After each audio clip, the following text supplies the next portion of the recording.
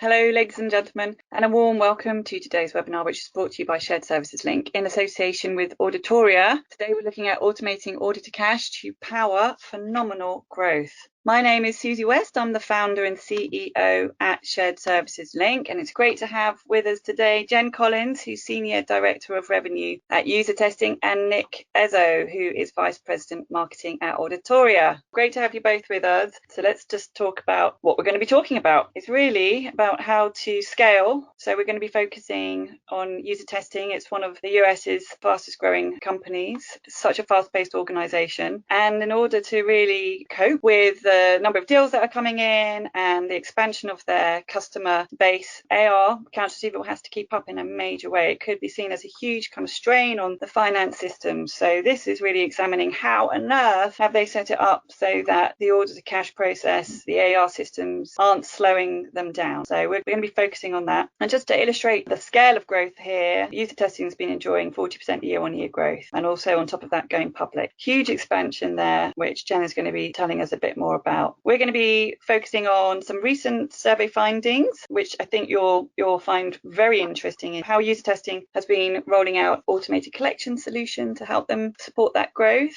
and also how user testing has been expanding their finance operations and meeting those growth needs from the business and partnering with Auditoria to help them on their journey. I would now like to hand over to Nick. Over to you, please, Nick. So for today, what we're planning on talking about is really transforming collections and planning with AI-based smart bots. This is not a sales presentation. I'm hoping to help you understand, as an audience member, a new category of solution, and then also kind of give you some specifics around how companies are thinking about this today. And then I'm going to pivot over and bring in Jen, who's a visionary in this space, and she can talk about her experience using AI-based smart bots. So before we get started with that, let's talk about some data that we collected. So Auditoria recently surveyed more than 700 finance professionals to understand automation of the back office. This is our third year running this survey. First year we had about 200 respondents. Next year we had just under 500. This year we have over 700 people. And we asked them questions about their day-to-day, the tasks that take up most of their time, the challenges within the back office, how they see the future and current state of automation in the finance back office. So you can see that time spent on repetitive tasks, 29% of our survey respondents put that as their number one thing. Time spent checking and updating data, that's the second highest one at 28%. So no surprises there. Let's move on to the next data point here. More than 60% said time spent on repetitive tasks and checking and updating data are the number one top challenges across all functions. People who were spending time following up, requesting documentation and sending communications, 30% of people said they spend 6 to 10 hours a week doing that. 20% of people said they spend more than 10 hours a week doing that. That's like 2 hours a day plus every week. And that's up 153% from the first time we did this survey in 2020. So you can see there's some pandemic results there. Our first time we did it was in 2020 before the pandemic. Then we did it during in 2021. And now we've done it again in 2022, sort of at the tail end of this pandemic. At the bottom, not quite evenly split. A third of our respondents said accounts payable is the most manual. About a quarter said accounts receivable is also manual. Jen, I'd like to get your thoughts on that. Yeah, I mean, I think that those are two functions within the accounting and finance departments that don't get a lot of attention. And so their processes as a whole just don't evolve as quickly as a lot of other processes within accounting do. They just tend to blend into the background. And so they end up with that high load of manual work. Yeah, that's a shame, and it's my mission in life to fix that. So let's take a look at a couple of side-by-side pie charts. We asked it in 2020, and we asked it again in 2021. And this is when we actually saw some variation before the pandemic and then in the middle of the pandemic. So before COVID hit, people were spending less than an hour. 39% of people were spending less than an hour on this stuff. Fast forward a year, and man, did things change. 39% of people reported they were spending 1 to 5 hours. 30% were spending 6 to 10 hours, and 20% were spending greater than 10 hours per week. So definitely a lot of pressure on the finance and accounting teams as they try to get their jobs done remotely with fewer resources and just trying to get the books closed, vendors paid, and collecting cash from customers. I definitely think this is a result of a little bit of that remote work style. You know, you used to just be able to walk over to someone's desk and get your answer right away. And now in remote work, you're sending emails and, you know, it's easy to miss an email. So it does result in a few more hours here on these more repetitive tasks. Jump to the next slide on the primary challenges. You'll see that between inaccurate and partially complete information at 17%, lack of responsiveness from internal employees, vendors, and customers at 22%, repetitive follow-ups and questions from customers and vendors at 18%, and time wasted on getting approvals to take action. So it's kind of an even split across the board here. Time wasted on getting approvals, difficulty using outdated tools. It's really kind of an even split, 17, 22, 18, 16 and 17. For me, the takeaway is there's a lot of work to be done in the back office. Everybody seems to have different challenges. If you're on the AP side, it's vendor management. If it's on the AR side, it's cash and collections management. To me, it all works together. If you have inaccurate information or partially complete information and you're, trying to get that resolved, it results in repetitive follow-ups to have to say, well, we need this. And if you're not getting the responsiveness from your customer, then that means you have to go to your internal employees. It's just a chain reaction, all starting from the beginning where you had this kind of inaccurate information to start with. Let's jump to the most beneficial to the finance function. 28% reported, hey, if you could reduce the repetitive tasks of my life, that would be the most beneficial thing for me. 27% of people, almost the same number, said, hey, if you could reduce the manual tasks, that would be the most beneficial thing for me. But you know what? It's not all doom and gloom, because nearly 40% of the respondents said that one of their top priorities for the next year is to invest in new technologies and improve those processes. So I believe that these companies are seeing the light at the end of the tunnel. They want to reduce those repetitive and manual tasks, and they're looking at technology to do it. How can we do it better? How can we do it faster? And how can we do it easier? And I think that it's really always going to be the priority of the finance function to find those things. Let me pivot here a bit and let me talk a little bit about kind of a new category of solution that can help with these repetitive and manual tasks. And in our world, in our vernacular, we call them smart bots. They're basically just AI-based applications that sit on top of your shared inbox in your accounting team and connect up with your ERP and accounting system. So if you think about an email box that every company has, whether it's called accounting@yourcompany.com or finance or AP or AR, it's just a big shared mailbox that a lot of stuff comes into. And some poor person, probably the most junior person on your team, has the inglorious task of looking through every single one of those dozens or hundreds or thousands of emails, trying to decipher what the person wants and then fulfill that need, either by pulling something out of the ERP system, attaching a purchase order, giving a payment update, giving them opportunities to pay. This category of companies that Auditoria falls into is taking a different approach and using automation to solve those problems and get those answers to people as soon as possible. And let's talk about some example metrics that your average company, I've polled a number of companies across our community. This is an example of one particular company that has sent out 7,800 notices to their customers with smart bots. Those bots handled 6,500 incoming emails, purchase orders handled automatically 450 plus times without a human being involved. Invalid contacts, somebody leaves the company, the email's wrong, it bounces, it's malformed. The bots detected that and escalated that to a human being 650 times. Incomplete customer records, missing contact info in your accounts. How can you collect payments from somebody if you don't know who they are? The bot has handled 18 of those in this time period. Scheduled payment date info, some people call that a promise to pay, handled 380 times. Disputes escalated to a human being 130 times. And then requests to update contact information. If we don't have the right person, we don't have the right address, 950 times. The smart bots have handled that without a human being involved. Let's pivot to our interview with Jen Collins. So Jen, spend a couple minutes if you can to tell us the story of your automation journey at UserTesting. How did you guys think about your challenges and the overall story of your journey? And it definitely is a journey, right? It's always evolving. It's always changing. You're always looking to add efficiency to your process. And so I joined UserTesting about 2 years ago and came into a very manual process department. Our accounting system did not interface to our CRM system that held our actual customer records and contracts. We had absolutely nothing that helped us send out any sort of dunning or collection notices. It was purely one AR specialist that really drove making sure that customers got their invoices and followed up on any sort of late collection items, things like that. So immediately started investigating what can we do just to make that initial touch point to the customer a little bit more automated. And that's really when we did bring in Auditoria, because it was able to pretty seamlessly connect into the accounting software that we had. And it just took away that first manual touch point that our AR specialist had. So it automatically freed her up from delivering that invoice the first time to now saying, okay, I can focus my efforts on the customers who have gone delinquent. So we really kind of nailed down that process, saw her ability to handle more complex tasks and, focus her energy elsewhere was a huge also boost in her morale for quite some time. So that was how we kind of operated for about close to another 9 or 10 months. And then in kind of the middle of last year as a company, as we're on this sort of going public journey in early to mid 2021, we're investigating, okay, well, we need an accounting software that does interface with our CRM, that does interface with our procurement tools, that does interface with some of these other softwares that we had invested in, and we just hadn't done the investment in our accounting software upgrade. So we did kind of move forward with that, and we pivoted and changed our system over in October of 2021. It was was kind of funny because at that time, the plugin that we had to Auditoria for our collection, we had some changeover in that, and it resulted in about a 4 to 6 week delay in us getting that hooked back up into the new system. And it was just absolutely crazy to see how quickly it became that our aging went from less than 3% greater than 90 days to really almost 6 to 7% in getting to be that 90-day age because of just the lack of getting that invoice to them on day one.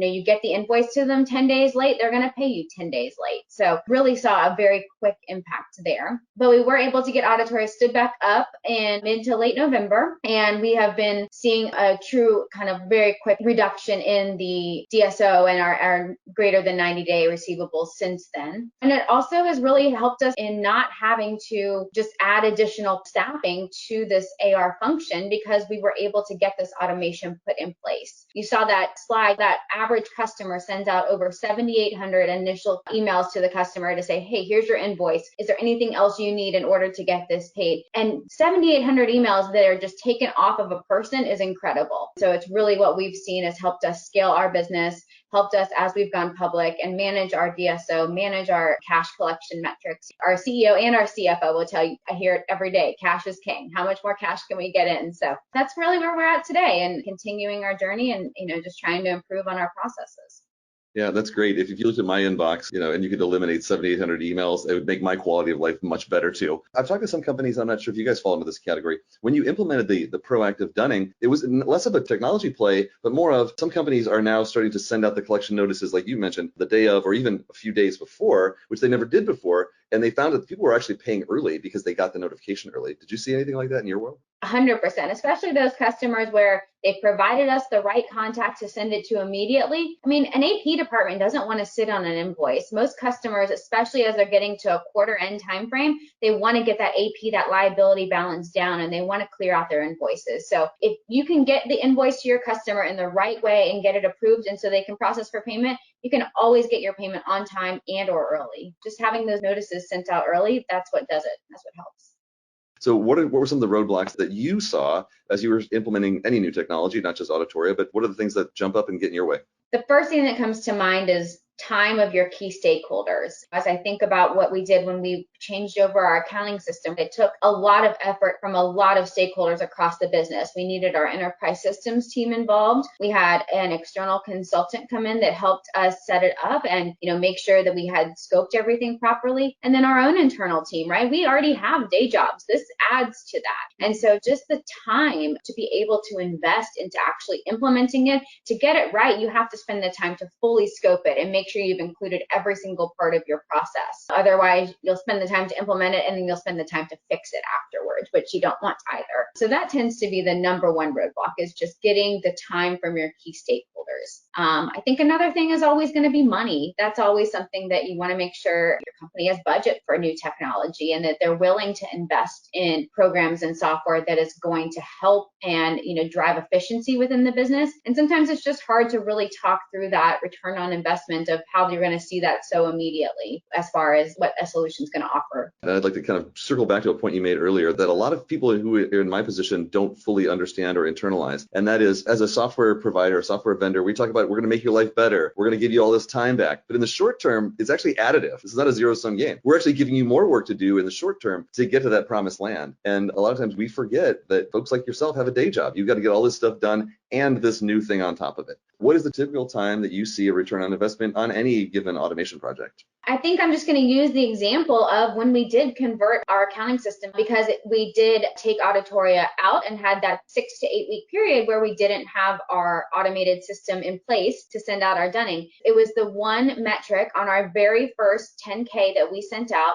that investors and analysts caught on to and said, hey, like your AR balance has increased a lot year over year, and that means your DSOs increased a lot. And it was solely due to that one change. Once we get that stood back up, and now it's just a quarter later, the ability to see the difference in how quickly you get customers' attention, how quickly you get that cash payment is almost immediate. It really is in the collections world, because you want your AR to be turning every 30 to 60 days. So it's a quick moving space of the finance and accounting team. I think that a lot of automation projects you probably won't see as quick on that ROI. Some of the other spaces will take a little bit more time. The changeover in our accounting system, probably not going to see anything other than we had some enhanced reporting and capabilities there, and some more automation that saved us time internally. But really, have we reduced headcounts at this point? No, because we still had other areas of focus that we needed to turn our attention to. I think that that's going to be more of a year-long time span of when we really see that ROI from a full accounting system changeover, just because then it's going to hopefully mean that we don't have to invest in additional resources, and our current resources are able to focus on more projects. Yeah, replacing an accounting system is kind of like rebuilding your house while you're living in it. Work still needs to get done, and you're kind of tearing walls out and rebuilding things. What's funny is that you mentioned on your 10K, the shared services link, this audience here, these are pretty much large companies. Many people on this call are publicly traded companies, or they represent publicly traded companies. It's a serious concern for people. If their investor says, hey, why is your DSO trending in the wrong direction? They clue into that stuff very, very quickly. Let's talk about how you're evaluating automation solutions. What are some of your requirements when you're thinking about automation? What are you looking for? What's on your shopping list, Jen? So the first thing is you want to make sure that the solution that you're bringing in is going to work with the other software solutions that you have implemented, you're currently using, and you intend to continue using. One of the biggest challenges that I found is when you have multiple systems that don't talk to each other, and you have data stored here on one piece of the contract and you have data stored here on another piece. And so always having to manually put them together is really not something that we want to do. So always a key requirement is to say, okay, how is this going to interact and seamlessly work with the existing automation solutions and software we have? And then I think ease to implementation is number 2. How seamless is this going to be to add into our process, and how much time is it going to take in order to implement? And implementing, including all the scoping and getting all the key stakeholders together, like we mentioned before. Those are probably the top 2 that I think of.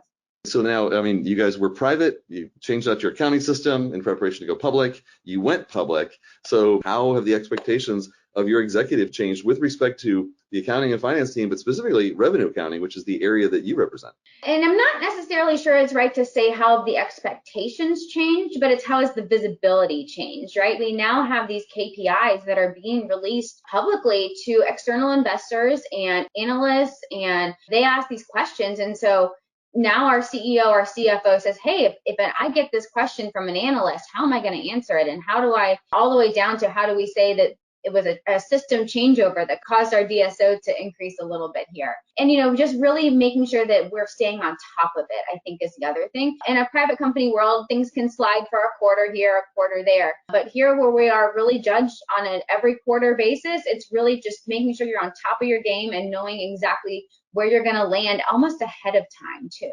And then the last thing I think that has changed so much with us becoming public is the internal control environment. And so the expectations of our metrics not only rely on good systems and good processes and good forecasting, but also making sure you've got controls in place to really manage all of your processes down to the very smallest one.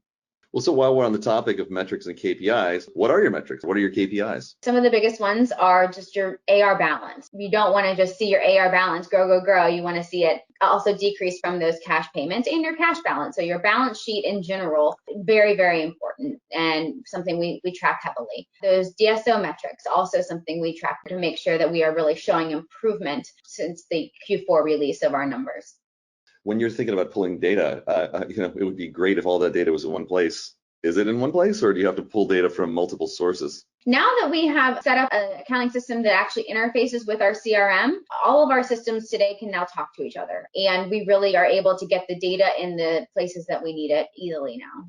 My last question for you, Jen, is what are some of the qualities you look for in evaluating a technology vendor? It's challenging because you want a technology vendor that is going to be at the forefront of the technology, but also has an established customer base and is going to be able to provide you with good support as well. If you are going to be a very small customer to this vendor and they're not going to really care about any sort of enhancement request you might have, or if you run into a bug, how quickly am I going to be able to get support from them? That's really, really key to me, to make sure that we're going to have good engagement with this vendor. They're going to be able to continually support us into the future. As other things change, we want to be able to bring it along with us. I think Auditoria is the perfect example, right? We changed our accounting system. We wanted to continue to bring Auditoria with us, and we had great support from the team there to help us do that and set it up into our new system. You work for a software company. You're a SaaS provider. We're a SaaS provider. One of the beauties of what we do, it's a sword that cuts both ways. We have to earn your business every day Just like you have to earn your customers' business every day. Your customers have the ability to walk away if you're not fulfilling your obligations, and the same thing with us. Personally, I love that because it holds us accountable to provide value and keep providing improvements and enhancements and trying to help you do your job better.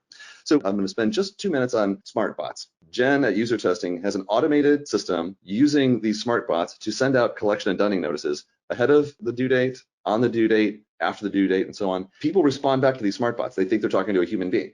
And the person might say, can you give me, in the email, typing in, can you give me a copy of the invoice? The smart bot gets that and says, oh, okay, great. Pulls it out of the ERP, attaches it, and sends it to the person so they can then process that through their normal accounts payable process on the customer side of things. And so normally, heretofore, that was done by a human being who had to do all that stuff manually, and we have smart bots that do that on the back end. So some of the metrics that we've seen across our customer base: reducing DSO by 15%, reducing AR past due balances by 75%, bad debt write-offs by 35%, improving your FTE productivity by 60%, delaying the need to hire people in the future, doing more with the same number of people, or not having to expand your shared services, reducing your process workload by 75%, and then improved employee morale. When you don't have somebody trying to be a collections agent, they're going to be happy about that. If you've taken 7,500 emails out of their inbox and said the bot handled that for you, they're going to be happier. And then your customers are going to be happier because now they're getting their answers faster, they're getting their questions answered in a quick way, 24 hours a day, 7 days a week. This is not a pitch for my company. There's lots of great companies out there that do similar things to this. I'm just trying to broaden your mind to think about things differently. A lot of us in shared services tend to think shared services is the answer, but sometimes technology can complement your shared services function. That's great. We're going to leave it there. So Jen Collins and Nick Etzo, thank you so much indeed. And thank you and goodbye.